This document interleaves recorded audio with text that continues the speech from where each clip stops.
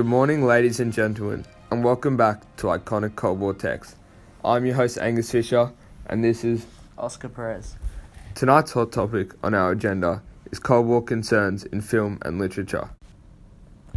Hitchcock's film North by Northwest represents Cold War concerns of uncertainty and anonymity and secrecy, similar to Ted Albury's novel The Rocking Horse Spy, that represents the threat of the Russian spies in America and the concern of being infiltrated.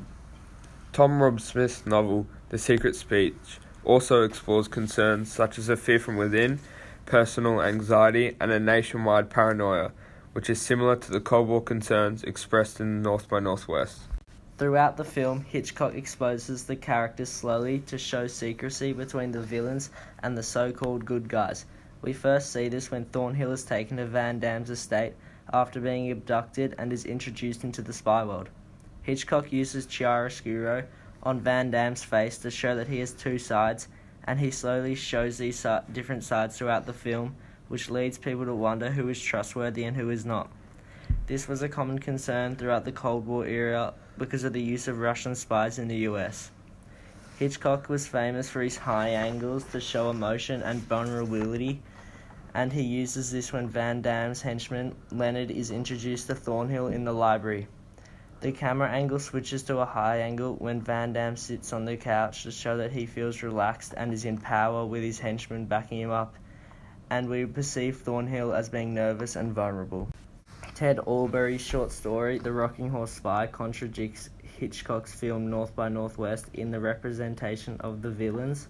In the film, Hitchcock uses techniques like high angle and close-up shots to make the audience dislike the villains. However, in The Rocking Horse Spy, we are meant to feel bad for the Russian spy. Albury does this through the quote, "We liked it here. My daughter and I, people were very nice." This makes the audience feel empathetic with the perpetrated Russian spy. By Northwest, there is a common notion of hidden agendas. Roger Thornhill struggles to become self-aware when he gets caught up in a CIA operation, getting accused of being a man he did not know, George Kaplan. The mysterious figure of Kaplan continuously haunted Thornhill throughout the film. This is much alike to the play Hamlet, with both dramas having protagonists struggling to puzzle together the hidden motivations of others. This perception of mysterious figures and the idea of people hiding in the shade, never being exposed, is common throughout the Cold War era. The anonymous, spy-like acting and use of espionage in the Cold War reoccurs in the Hamlet-influenced scene between the Professor and Thornhill at North by Northwest Airport. When Thornhill finally gets time to speak to this mysterious puppeteer, the Professor, Thornhill commented, "I don't believe I caught your name." The Professor then replied, "I don't believe I pitched it." Diegetic sound is used when the Professor is informing Thornhill of Van Damme and the plan they are scheming.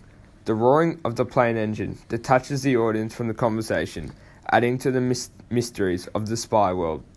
The roar of the engine also functions similar to a montage, in which the backstory is divulged to Thornhill. The use of a tracking shot as the Professor and Thornhill stroll away from the police to the plane immerses and captures the audience in this scene. This elucidates how important the conversation is and adds to the tension and mystery of the Professor's character. Hitchcock is also famous for his use of low-key lighting and chiaroscuro, and has also implemented in this scene to add to the enigma and anonymity of the Cold War era. Anxiety for one's safety, paranoia of governments and nations, and a fear from within was evident throughout the Cold War. This was also prevalent in Tom Rob Smith's novel, The Secret Speech. The fear became a disabler for the people and an enabler for the government. The system required the consent of everyone, even if they consented by doing nothing. The use of irony in this quote emphasizes the fear from the government, which is a fear from within. This illustrates how Russians, under the grip of Stalinism, became self-oppressed in the fear of dying and getting arrested amongst the heights of the Cold War era. That's all for tonight on our Cold War agenda. See you next time.